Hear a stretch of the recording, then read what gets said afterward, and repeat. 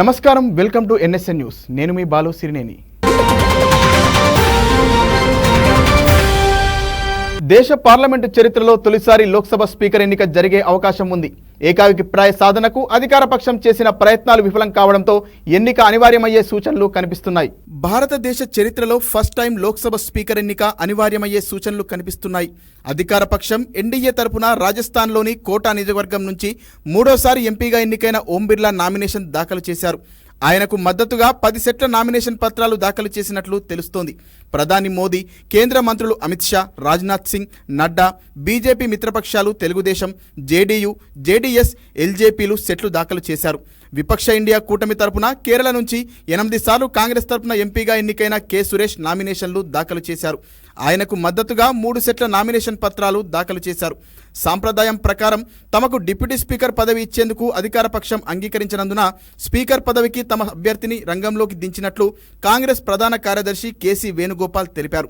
ఇదివరకు బీజేపీకి సొంతంగా మెజార్టీ ఉండడంతో 2014లో సుమిత్రా మహాజన్, 2019లో ఓం బిర్లా స్పీకర్గా ఏకగ్రీవమయ్యారు. ఈసారి ఆ పరిస్థితి లేదు.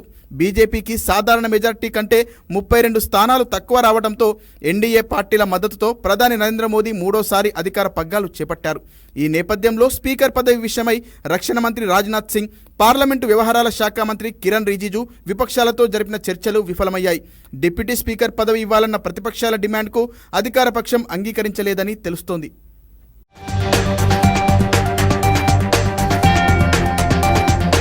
రాష్ట్రంలో మాదక ద్రవ్యాలు నిరోధించడానికి ప్రభుత్వం కఠినంగా వ్యవహరిస్తోందని ఉప ముఖ్యమంత్రి మల్లు భట్టి విక్రమార్క అన్నారు. మాదక ద్రవ్యాలు సరఫరా చేస్తున్న సంఘ విద్రోహ శక్తుల చేతిలో యువత జీవితాలు చిన్నభిన్నమవుతున్నాయని ఆయన ఆందోళన వ్యక్తం చేశారు. నెక్లెస్ రోడ్డులోని జలవిహార్లో అంతర్జాతీయ మాదక ద్రవ్యాల దుర్వినియోగ అక్రమ రవాణా వ్యతిరేక దినోత్సవం సందర్భంగా జరిగిన కార్యక్రమానికి ఆయన ముఖ్య అతిథిగా హాజరయ్యారు.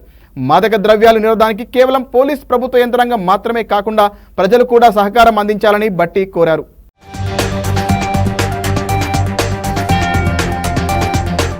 ఈ నార్కోటిక్స్ ఈ రాష్ట్రంలో, మాదక ద్రవ్యాలు ఈ రాష్ట్రంలో లేకుండా చేయాలంటే కేవలం పోలీస్ యంత్రాంగం ఒకటే కాదు, ప్రభుత్వ యంత్రాంగం ఒకటే కాదు, యావత్ సమాజం అంతా కూడా స్పందించాల్సిన అవసరం ఉంది. మన పిల్లల భవిష్యత్తు మనందరి పైన ఉంది.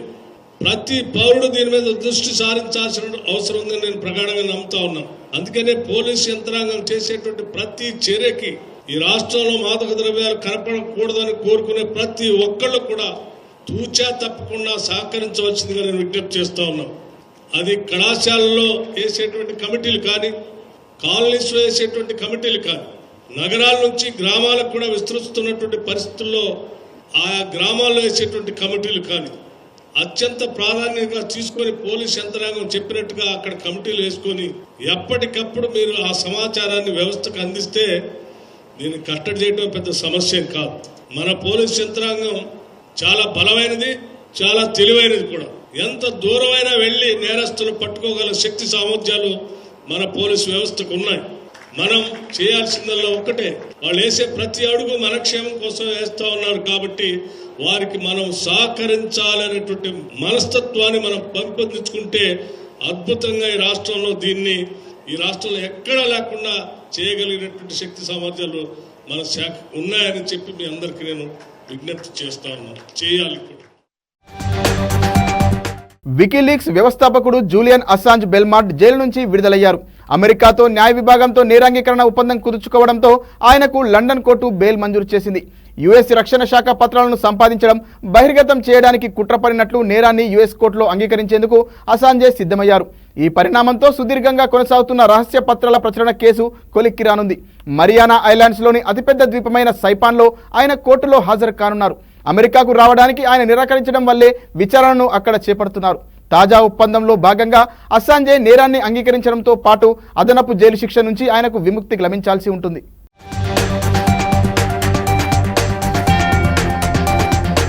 లోక్సభ స్పీకర్ పదవికి ప్రతిపక్షం పోటీ సృష్టించడం మంచి సాంప్రదాయం కాదని కేంద్ర మంత్రి రామ్మోహన్ నాయుడు ఆక్షేపించారు.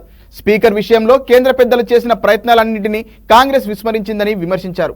कभी कंडीशन रखना स्पीकर के इलेक्शन पे ये अच्छी बात नहीं है, ये कभी ऐसा रहा नहीं है. लोकतंत्र जो है कंडीशंस पे नहीं चलता.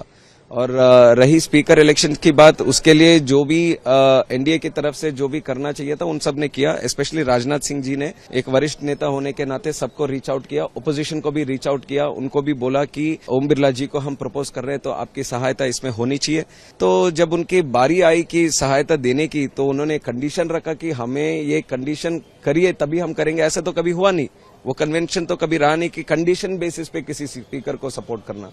तो हमने तो इतना तक बोला कि अगर कोई और बात होती है तो सब डिस्कस करके, डिप्टी स्पीकर की बात अगर रहती है तो सब डिस्कस करेंगे, आपस में चर्चा करेंगे, ऑपोजिशन को भी उधर रखेंगे, उनके साथ बैठकर निर्णय लेंगे।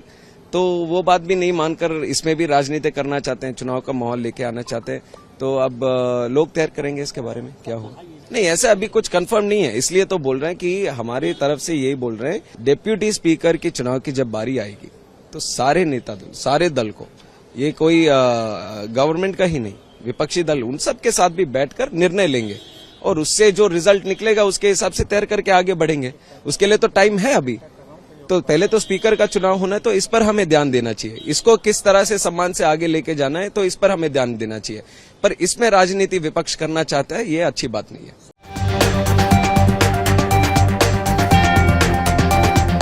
తిరుపతిలోని జిల్లా నీటి యాజమాన్య సంస్థ కార్యాలయంలో అధికారుల నిర్లక్ష్యంగా వ్యవహరించిన తీరుపై టీడీపీ జనసేన నాయకులు మండిపడ్డారు.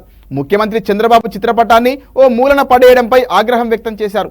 కూటమి ప్రభుత్వం ఏర్పడి సుమారు నెల రోజులవుతున్నా కార్యాలయంలో సీఎం చంద్రబాబు చిత్రపటాన్ని ఏర్పాటు చేయకపోవడంపై అధికారులను నేతలు నిలదీశారు. బాధ్యతారహితంగా వ్యవహరించిన అధికారులపై చర్యలు తీసుకోవాలని డిమాండ్ చేశారు. ముఖ్యమంత్రి చంద్రబాబు, డిప్యూటీ సీఎం పవన్ కళ్యాణ్ చిత్రపటాలను కార్యాలయంలో ఏర్పాటు చేశారు.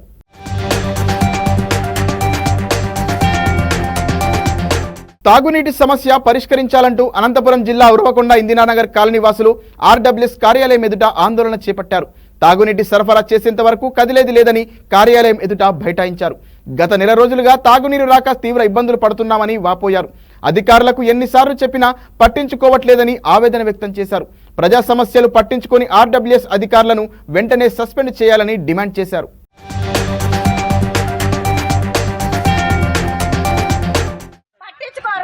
వచ్చిన 3 రోజులైంది వచ్చినా తిరుగుతాను.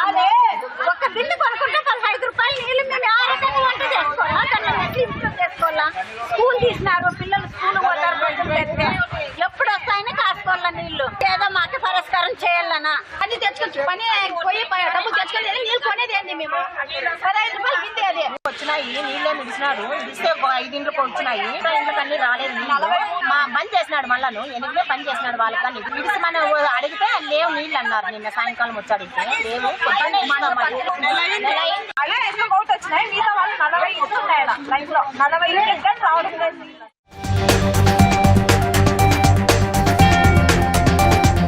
తెలంగాణ రైతులందరికీ ఏకకాలంలోనే 2 లక్షల రుణమాఫీ చేస్తామని ఇటీవలే సీఎం రేవంత్ రెడ్డి ప్రకటించిన విషయం తెలిసిందే.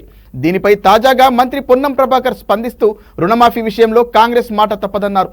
మొదటి నుంచి ఒకే మాట, ఇప్పుడు అదే మాట, ఏకకాలంలో 2 లక్షల రూపాయల రుణమాఫీ చేస్తామన్నారు పొన్నం. రైతులందరికీ హామీ ఇచ్చాం, నెరవేర్చే సమయం వచ్చింది, చేసి చూపిస్తామన్నారు మంత్రి పొన్నం ప్రభాకర్.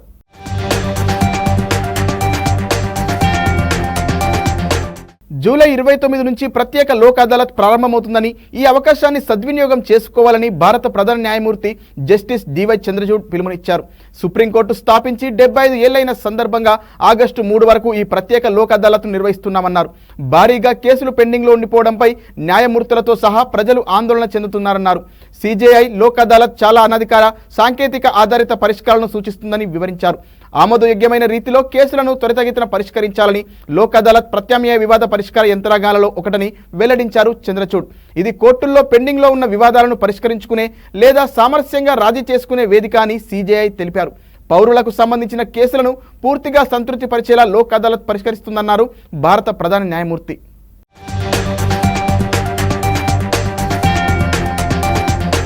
రాష్ట్ర ముఖ్యమంత్రి రేవంత్ రెడ్డి ఢిల్లీ పర్యటన కొనసాగుతోంది. ఈ క్రమంలోనే హస్తినలోని కాంగ్రెస్ పెద్దలు ఏఐసీసీ ప్రధాన కార్యదర్శి వేణుగోపాల్ను ఆయన మర్యాదపూర్వకంగా కలిశారు. రాష్ట్రంలో నూతన పీసీసీ అధ్యక్షుడి ఎంపిక, మంత్రివర్గ విస్తరణ తదితర అంశాలపై ఇరువురి మధ్య చర్చ జరిగినట్లు సమాచారం. కాగా రేవంత్ వెంట ఎంపీలు మల్లు రవి, సురేష్ షెట్కార్, చామల కిరణ్, అనిల్ కుమార్లు ఉన్నారు. కేంద్ర మంత్రులను కలిసి రాష్ట్రానికి రావాల్సిన నిధులు, ఇతర సంక్షేమ అభివృద్ధి కార్యక్రమాలకు సంబంధించిన విషయాలను సీఎం రేవంత్ చర్చించిన విషయం తెలిసిందే.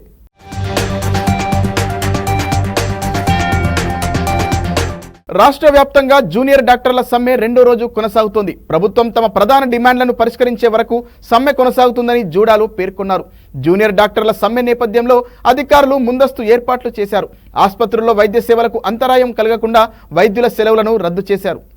సమస్యల పరిష్కారం కోరుతూ తెలంగాణ వ్యాప్తంగా రెండో రోజు జూనియర్ వైద్యుల సమ్మె కొనసాగుతోంది. వైద్యారోగ్య శాఖ మంత్రి దామోదర రాజనరసింహ డిఎంఈతో జరిపిన చర్చలు విఫలమవడంతో యథాతథంగా సమ్మె నిర్వహిస్తున్నారు. శిక్షణాభివృద్ధి సకాలంలో అందించడం సహా ఆసుపత్రుల్లో మౌలిక సదుపాయాల ఏర్పాటు, ఉస్మానియా ఆసుపత్రి కొత్త భవన నిర్మాణం వంటి 8 ప్రధాన డిమాండ్లను జూడాల ప్రభుత్వం ముందుంచారు. కొన్ని సమస్యల పరిష్కారానికి మంత్రి సానుకూలంగా స్పందించినా మరికొన్నింటిపై స్పష్టత రాలేదు. అయితే ఆసుపత్రుల్లో ఇబ్బందులు రాకుండా చూడాలని వైద్యులను ప్రభుత్వం ఆదేశించింది. కాగా రెండో రోజు కోటి మెడికల్ కళాశాల ఎదుట జూడాలు ఆందోళన కొనసాగిస్తున్నారు. గ్రీన్ ఛానల్ ఏర్పాటు చేసి ప్రతి నెల స్టైఫండ్ చెల్లింపు చేయాలని డిమాండ్ చేస్తున్నారు.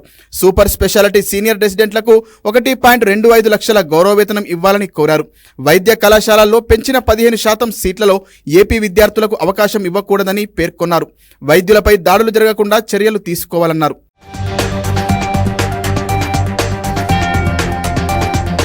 ఉస్మానియా ఆసుపత్రికి నూతన భవనం తదితర డిమాండ్లతో ఈ నెల 18న సమ్మె నోటీసు ఇచ్చినా సమస్యలు పరిష్కారం కాలేదన్నారు.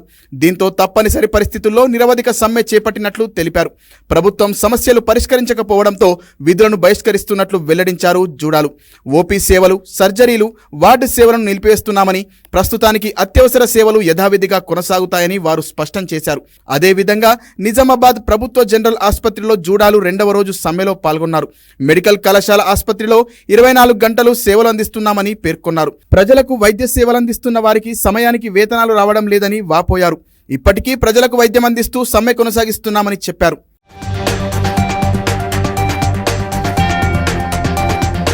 జూనియర్ డాక్టర్ల సమ్మె నేపథ్యంలో ఆసుపత్రుల్లో వైద్య సేవలకు అంతరాయం కలగకుండా అధికారులు ఏర్పాట్లు చేశారు. వైద్యుల సెలవులను రద్దు చేస్తున్నట్లు వైద్య ఆరోగ్య శాఖ పేర్కొంది. ఓపీ సేవలకు అంతరాయం కలగకుండా ఆసుపత్రుల సూపరింటెండెంట్లు, వైద్య కళాశాలల ప్రిన్సిపాల్లు ఏర్పాట్లు చేసినట్లు తెలిపింది.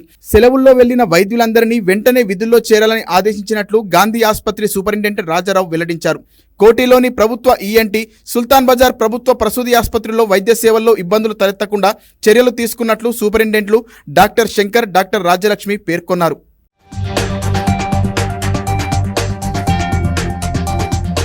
అమెరికా సౌత్ డకోటాలోని నార్త్ సియాక్స్లో వరద దాటికి రైల్వే వంతెన కూలి నదిలో పడిపోయింది. భారీ వర్షాల వల్ల స్థానిక నది ఉప్పొంగడంతో తీర ప్రాంతాల్లో ఉన్న అనేక నివాసాలు నీటిలో మునిగిపోయాయి. Minnesota, Omaha, Saint Paul, South Dakota తదితర ప్రాంతాలలో గత 3 రోజుల్లో 46 సెంటీమీటర్ల వర్షపాతం కురిసింది. దీంతో 30 లక్షల మందిపై వరద ప్రభావం పడిందని అధికారులు తెలిపారు. మరోవైపు వరదలు సంభవించిన ప్రాంతాలలో 38 డిగ్రీల ఉష్ణోగ్రత నమోదైంది. అటు అమెరికాలోని మెజార్టీ ప్రాంతాలలో కూడా అధిక ఉష్ణోగ్రతలు నమోదవుతున్నాయి. వాషింగ్టన్ డీసీ, బాల్దిమోర్, ఫిలడెల్ఫియాలో రికార్డు స్థాయిలో ఉష్ణోగ్రతలు నమోదయ్యాయి.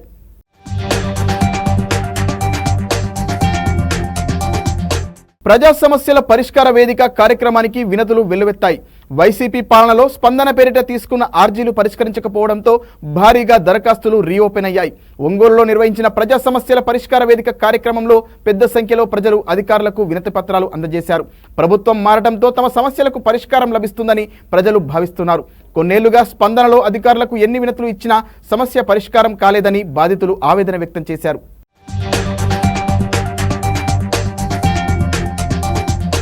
తెలంగాణలో శాంతి భద్రతలు పూర్తిగా క్షీణించాయని, రాష్ట్రంలో హత్యలు, అత్యాచారాలు జరుగుతుంటే సమీక్షించే నాదుడే లేరని బీజేపీ మాజీ ఎమ్మెల్యే ఎన్వీఎస్ ప్రభాకర్ విమర్శించారు. నాంపల్లిలోని పార్టీ స్టేట్ ఆఫీసులో మీడియాతో మాట్లాడిన ఆయన ప్రజాపాలన అందిస్తామని అధికారంలోకి వచ్చిన రేవంత్ రెడ్డి పరిపాలనను గాలిలోకి వదిలేసి ఢిల్లీ టూర్లకు వెళ్తుండడం వల్లనే శాంతి భద్రతలు క్షీణించాయని మండిపడ్డారు. 6 నెలల వ్యవధిలో 11 సార్లు ఢిల్లీకి వెళ్లిన ఏకైక సీఎం రేవంత్ రెడ్డి ఒక్కరేనని దుయ్యబట్టారు. పాలనలో 3 బదిలీలు, 6 సస్పెన్షన్లుగా సాగుతోందని, 6 నెలల కాలంలో మూకుమ్మడి బదిలీల పేరుతో ఐఏఎస్, ఐపీఎస్లను బదిలీ చేశారని, దీంతో అధికారులు తమ శాఖలపై పట్టు సాధించలేకపోతున్నారని విమర్శించారు. కేసీఆర్ కనుసన్నల్లోనే ఎమ్మెల్యేల ఫిరాయింపు జరుగుతుందని మాజీ ఎమ్మెల్యే ఎన్వీఎస్ ప్రభాకర్ ధ్వజమెత్తారు.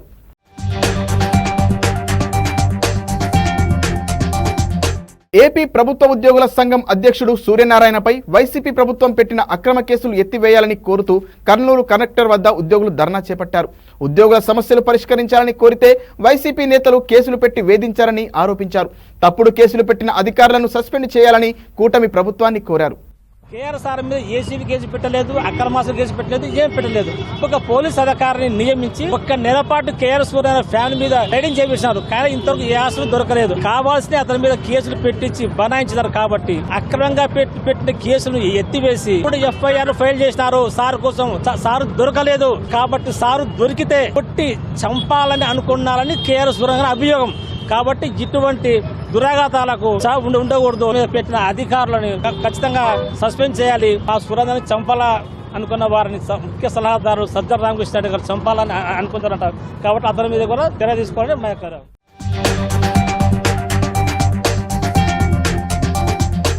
రైతు బంధు ఎప్పుడు ఇస్తారని రైతులు అడుగుతున్నారని, రైతు బంధు ఎక్కడని ప్రశ్నించారు మాజీ మంత్రి సింగిరెడ్డి నిరంజన్ రెడ్డి. కోరి తెచ్చుకున్న మొగుడు కొట్టినా పడాలి, తిట్టినా పడాలి అన్నట్లు సీఎం రేవంత్ రెడ్డి పరిస్థితి ఉందని ఎద్దేవా చేశారు. రైతు భరోసా సంగతి దేవుడెరుగు, రైతు బంధుకే దిక్కులేదని కాంగ్రెస్ ప్రభుత్వంపై విరుచుకుపడ్డారు. హైదరాబాద్లోని తెలంగాణ భవన్లో మీడియా సమావేశంలో మాజీ మంత్రి నిరంజన్ రెడ్డి మాట్లాడారు. 4 బీఆర్ఎస్ ఎమ్మెల్యేలను చేర్చుకోవడం ద్వారా తప్పును సరిదిద్దుకోలేవని, ఆ ఇంటి మీది కాకి ఈ ఇంటి మీద వాలనివ్వను అన్న రేవంత్ ఇంటింటికి తిరిగి కండువాలు కప్పుతున్నాడని ఎద్దేవా చేశారు.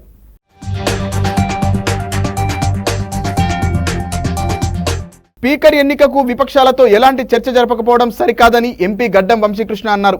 గత సాంప్రదాయం ప్రకారం డిప్యూటీ స్పీకర్ పదవిని విపక్షమైన ఇండియా కూటమికి ఇవ్వాలని డిమాండ్ చేశారు. పెద్దపల్లి నియోజకవర్గం నుంచి ఎంపీగా గెలుపొందిన గడ్డం వంశీకృష్ణ ఢిల్లీలో మీడియాతో మాట్లాడారు. పార్లమెంటులో ప్రజల గొంతుకనవుతానని అన్నారు. దేశ ప్రజలు బీజేపీకి ఎన్నికల్లో పూర్తి మెజారిటీ ఇవ్వలేదన్నారు. 400 సీట్లు అంటూ విర్రవీగిన బీజేపీకి 240 సీట్లు ఇచ్చి ప్రజలు ప్రజాస్వామ్యాన్ని కాపాడారన్నారు.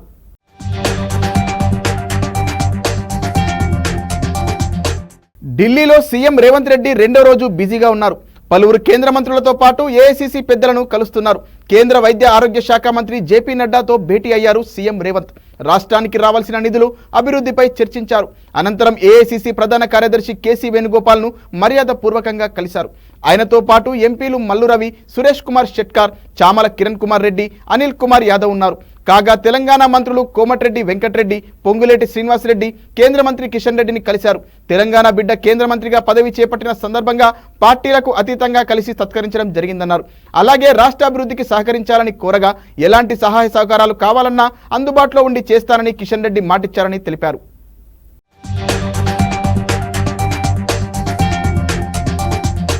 కేంద్ర రక్షణ శాఖ మంత్రి రాజ్నాథ్ సింగ్ ను కలిసిన తర్వాత సీఎం రేవంత్ రెడ్డి గోబెల్స్ తరహాలో మాట్లాడారని మాజీ ఎంపీ బోయినపల్లి వినోద్ కుమార్ విమర్శించారు. సీఎం స్థానంలో ఉండి సైనిక్ స్కూల్పై అబద్ధాలు మాట్లాడారని ఫైర్ అయ్యారు.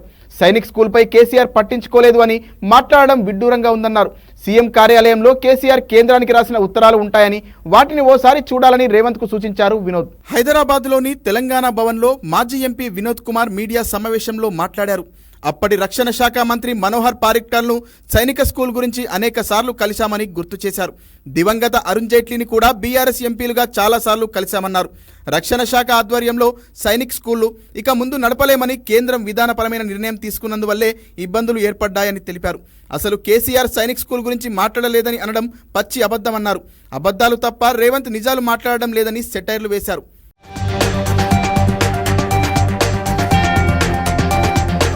నిరుద్యోగ సమస్యపై రేవంత్ అబద్ధాలు మాట్లాడి యువతను రెచ్చగొట్టారన్నారు మాజీ ఎంపీ.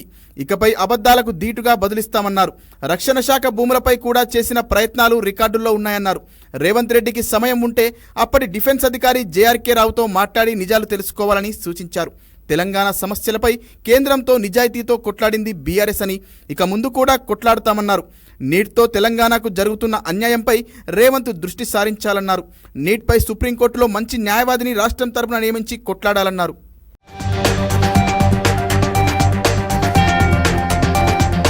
కాంగ్రెస్ లో తాజా పరిణామాలతో తీవ్ర అసంతృప్తికి గురైన ఎమ్మెల్సీ జీవన్ రెడ్డి కీలక నిర్ణయం తీసుకున్నారు.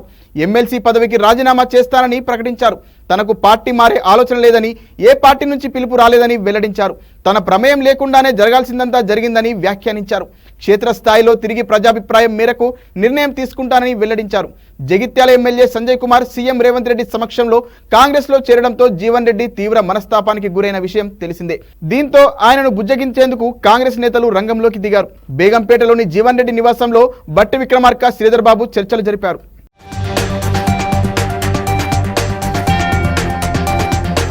రైతు సంక్షేమ పథకాలు కేసీఆర్ ప్రభుత్వం సాధించిన గొప్ప విజయమని మాజీ మంత్రి కేటీఆర్ హర్షం వ్యక్తం చేశారు. కేసీఆర్ ప్రభుత్వంలో రైతు మరణాలు తగ్గాయని, ఆపై అరవింద్ వారియర్ అనే నెటిజన్ 2015 నుంచి 2022 వరకు లెక్కలు చూపిస్తూ ట్వీట్ చేశారు. ఈ ట్వీట్ పై తాజాగా కేటీఆర్ స్పందించారు. రైతు సంక్షేమమే ధ్యేయంగా కేసీఆర్ విప్లవాత్మక పథకాలు అమలు చేశారని కేటీఆర్ పేర్కొన్నారు. దేశంలోనే తొలిసారి కేసీఆర్ హయాంలో రైతు బంధు అమలు చేశామన్నారు. ఫార్మర్ ఫస్ట్ అనేది కేవలం నినాదం కాదని, దీనికి కొన్ని విప్లవాత్మక విధానాలు మద్దతుగా నిలిచాయని తెలిపారు. కాళేశ్వరం, సీతారామ లాంటి భారీ ప్రాజెక్టులు నిర్మించామని వెల్లడించారు.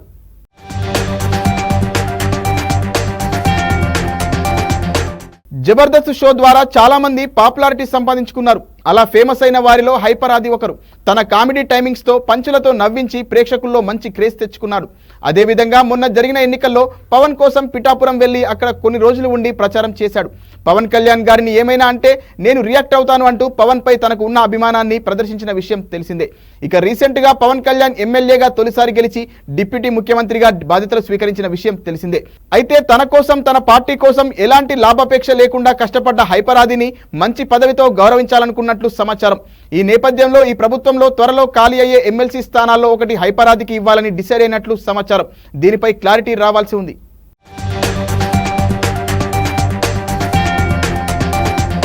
అంతర్జాతీయ క్రికెట్ కు ఆస్ట్రేలియా దిగ్గజ cricketer David Warner good bye చెప్పారు.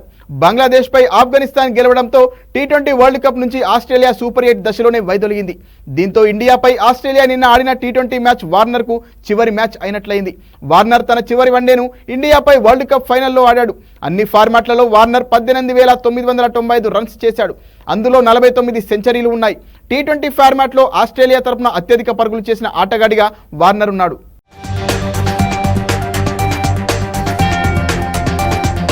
తెలంగాణ విద్యుత్ కమిషన్ పై మాజీ సీఎం కేసీఆర్ హైకోర్టును ఆశ్రయించాడు. జస్టిస్ నరసింహారెడ్డి కమిషన్ను రద్దు చేయాలని రిట్ పిటిషన్ దాఖలు చేశారు. కమిషన్ ఏర్పాటు సహజ న్యాయ సూత్రాలకు విరుద్ధమని కేసీఆర్ పిటిషన్లో పేర్కొన్నారు. నిబంధనల మేరకే విద్యుత్ కొనుగోలు జరిగిందని చెప్పారు. పిటిషన్లో ప్రతివాదులుగా కమిషన్ జస్టిస్ నరసింహారెడ్డిలను చేర్చారు. కాగా మాజీ సీఎం కేసీఆర్ విద్యుత్ కొనుగోలు విషయంలో నరసింహారెడ్డి కమిషన్కు 12 పేజీల లేఖ రాసి పలు అంశాలను ప్రస్తావించారు. ఇక ఈ లేఖలో జస్టిస్ నరసింహారెడ్డిని కమిషన్ బాధ్యతల నుంచి వైదొలగాలని కోరడం సంచలనంగా మారిన విషయం తెలిసిందే.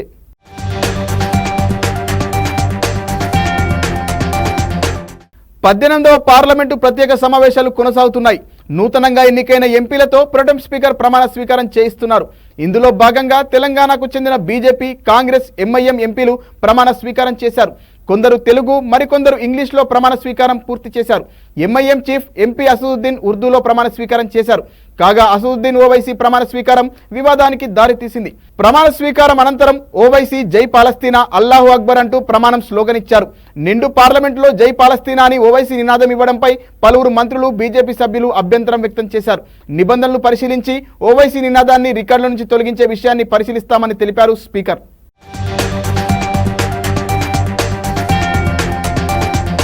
మరిన్ని వార్తలతో మళ్ళీ కలుద్దాం. నమస్కారం.